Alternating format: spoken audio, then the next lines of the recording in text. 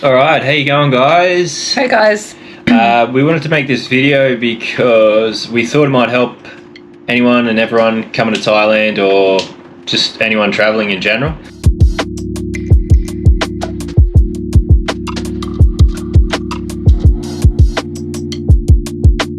Situation is we need to do a border run, a visa run. We've chosen Cambodia to go to. It's right next door. There's different options in how to get there and how to enter the country.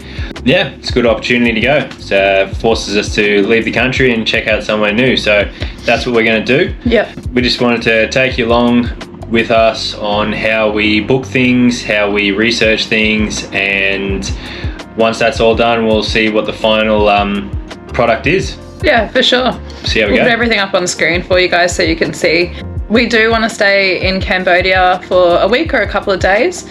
We've heard some stories about like there being crackdowns on just doing a border bounce. So we would rather be safe than sorry and do a border run where you go to a different country, spend a few days there, and then come back into Thailand. Yeah, it'll also be different because we're on a multiple entry visa, tourist visa. So to be honest, I don't think it would be as much of an issue for us. If you are just coming into Thailand on a visa on arrival for 30 days, extending for another 30 or whatever, and you need to leave and come back to get a new visa, then that's probably where you'd find the issues. Just doing a border bounce to get more time in the country when you're not entitled to it, so to speak, like us. Yeah, we'll get started. First things first is date. So we've got to leave before the 16th. We've got to return before the 20th. We have to return or leave before the 16th because that's 60 days after we arrived last time from the Gili Islands. Indonesia. And then we need to be back before the 20th because that's the last day of our multiple entry tourist visa. So if we get back before then, we're able to do another 60 days and potentially another 30 on top of that, so 90 in total. And then that's the visa done for us this time. Okay, first things first, we've decided the dates. We're going to be heading up to Bangkok to stay for one night on the 12th, and then we'll be heading out on the 13th, returning on the 19th, the day before the expiry of the visa.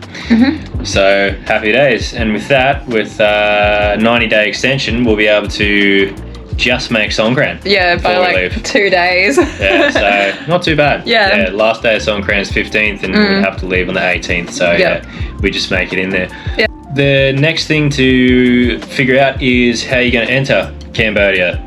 So there's land crossing and also air crossing. So obviously flights are going to be a lot more expensive. I think looking it up, I saw return flights. It was about $300 to Siem Reap from Bangkok. A bit expensive, not too crazy, but there's also the option of either taking a minivan, personal minivan, a taxi, coach bus, and a train as well. Yeah, there's a train. Yeah, but the train stops at the station on the border at Phuket in Cambodia. So you have to arrange your own transport from the border to Siem Reap or Phnom Penh, wherever you go. Yeah. So the train is a lot cheaper. I think it's probably about $3 Australian. To get to Cambodia. Through the research we've done, we've found Giant Ibis Transport, which is a coach company from Cambodia. We do research through looking at things like YouTube videos, seeing other content creators, how they do things, also on Reddit forums as well. Yeah, Google searches and stuff, blogs come up and whatnot. So you can find a lot on the internet these days. Yeah, and the good thing as well is you've got multiple different sources of information. You're able to look at more than one. So have a look at multiple different resources to find the information, to see if there's any conflicting information, and also just to get a good idea of if it's a good service or not. So based on the research we've done, this Giant Ibis company has got some really good reviews. As I said, they're from Cambodia, but they do a bus from Bangkok to Siem Reap. It says the total travel time is 8.5 hours plus minus Depending 30. on traffic, So 8 hours to 9 hours. They will take you through from Bangkok near Koh San Road, all the way to Poi Phet, the border town in Cambodia. They handle most of the visa issues. You just have to go into the office and purchase your visa on arrival. Yep. And then they take you to Siem Reap and drop you off in the middle of town. Yep. Which is great. Yeah, something to know about Cambodia too is if you're Australian and you want to fly into Cambodia, you need to get an e-visa before you go. And that can take like 2 to 5 working days apparently. We haven't got one, so we don't really know the finer details on that. But if you do a land border crossing, you can get a visa on arrival. Yeah, you don't need to apply for anything beforehand. It's just simply go into the office, pay the money, and they'll stamp you in. Yeah. So that's what we're going to do. So now to book the coach. Happy days, guys. Bus is booked. Nice and simple, easy to use website, easy to pay. Yeah. And the pick up and drop off points look really good. Really not too far out of the way like a lot of other bus companies seem to be. Bus is booked. So that's step 1. Happy days. So accommodation is probably next. Yeah, so we usually use booking.com. Yep. We just find it the easiest, and we get rewards from it because we are Genius members, whatever that means. Level 3. Yeah, so usually if you, like, because we book with the same booking company each time, you get points for it, and then you can get like free upgrades on rooms and stuff like that. So, yeah. We use booking.com because it was the first one we used and it worked. So if you have any other suggestions on booking accommodation, please let us know. But I've found that with a lot of things in travel, once you find something that works, you don't really want to stray too far from it because there are a lot of scams and a lot of just shit out there. So once you find something that works, then you tend to stick to it. I do. We'll check out booking.com now. The plan is to stay in Siem Reap for the total 5-6 days that we're there. Okay, so booking.com, let's check out what we got. Okay, so just typed in to booking.com our dates and the city that we want to be in. Yep. Comes up on the screen. There's ways to sort cheapest to most expensive, location, their top picks.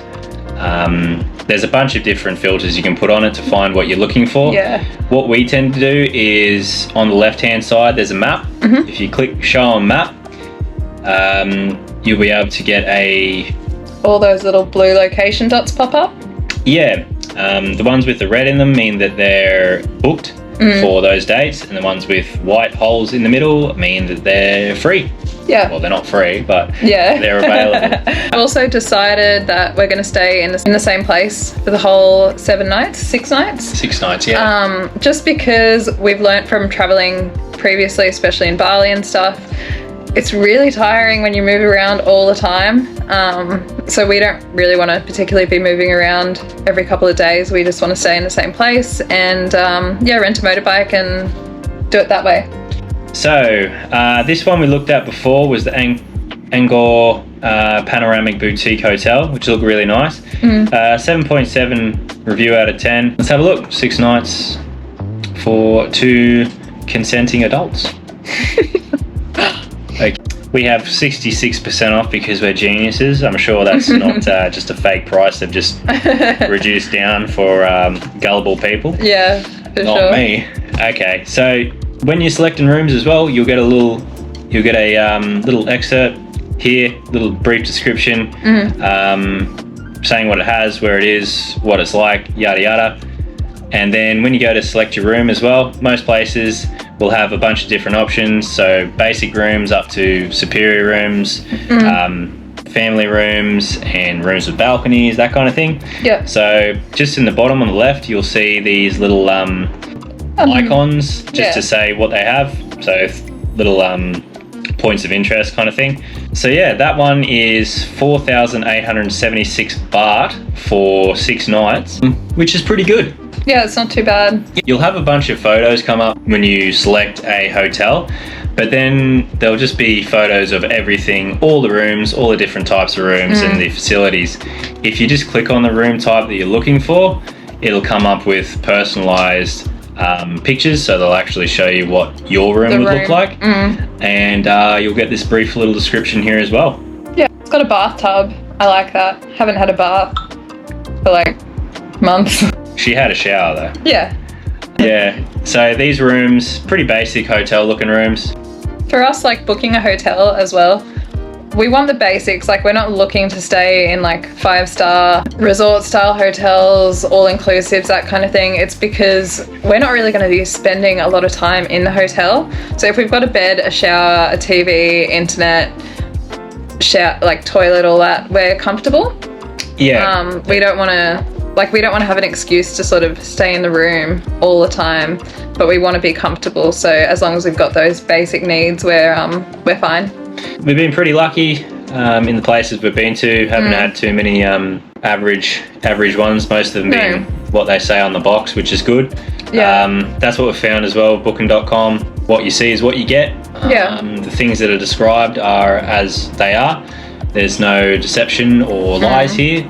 So that's good. Definitely 100% would recommend reading the reviews before booking something, because we've had a few times where we've booked or we've gone to book something and then we've been like, oh, let's just read the reviews, and it will be like terrible location or like dirty rooms, noisy, whatever. So 100% always check the reviews before you book anything. Google reviews to be able to sort you out. As I said before, there's fake reviews on Google reviews. They're pretty easy to spot. A lot of times people just put stars in there, or they'll just do 1 or 2 generic comments. Very good, tasty. You know, a good way to do it is to look at the reviews and then go lowest, and then you'll be able to see why people gave it 1 star. And usually you're able to figure out if those people are being unreasonable, or if there's a lot of them, you'll find they're being reasonable, and the 5-star reviews are full of shit. So just a few little tips for you in navigating this internet. Hot tip. But then it's on to finding other attractions, other things that interest us, and a lot of that stuff we do just the research on the day or just a couple of days before.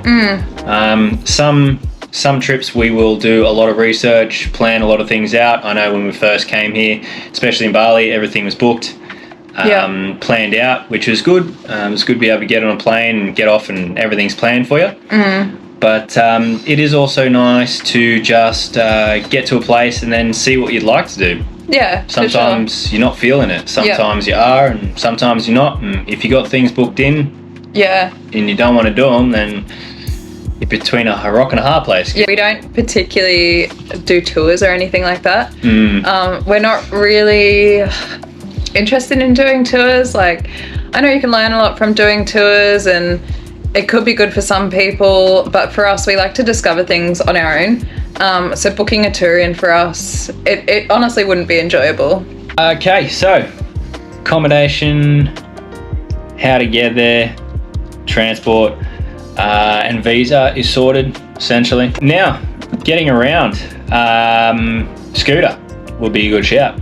Now, I've just looked it up, and apparently in 2002, people on a tourist visa was made illegal to rent scooters out to tourists from 2002 in Siem Reap. Not Cambodia, Siem Reap. So we will look into that when we get there, see what the urge is. I was just looking at tuk-tuks in Siem Reap as well, and apparently they are more legit than the ones in Thailand or in Bangkok. They're not scams, they are actual taxis. So that could also be an option for us. Yeah. Now, in terms of what to do, obviously we've got Angkor Wat in mind. That'll be a whole day. And then the other days we just need to find what we're going to do.